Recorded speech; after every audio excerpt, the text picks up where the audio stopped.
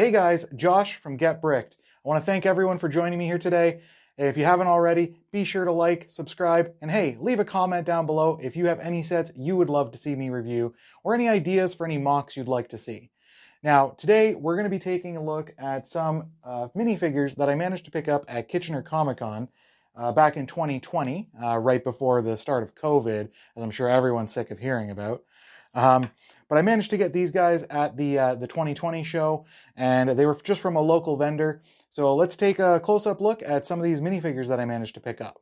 Hint, most of them are Dragon Ball.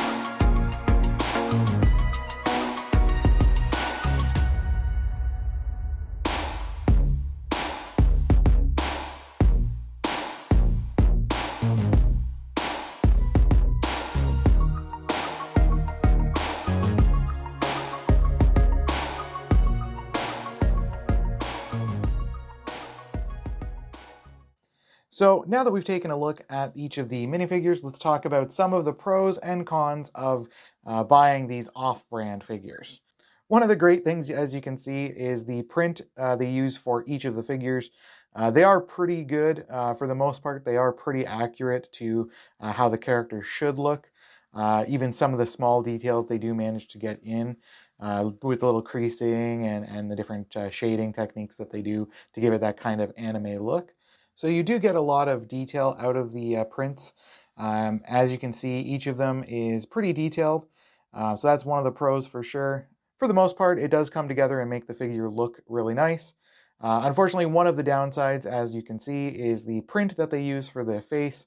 While some of them are pretty good and pretty close to the actual characters, some of them are a little bit off. The lines are just slightly off or the detail's not right. But all in all, not too bad when you're buying knockoffs at a convention. The other thing you have to be worried about when you buy the off-brand or knockoffs for the minifigures is some of the details aren't quite right. As you can see, some of the hair doesn't quite sit as flush as you'd like it. And that's the case no matter how much pushing you do on it. That gap doesn't seem to want to go away. And occasionally some of the joints are a little bit loose, but for the most part they are able to hold themselves in place without too many issues. And all in all, not a bad group of figures here. But that's going to do it for us today. I want to thank everyone for joining me here today as we take a look at some of these off-brand knockoff minifigures from the Kitchener-comiccon. Leave a comment down below letting me know which one was your favorite. Which one would you have liked to pick up, and which one might you look for at the next time you go to a con?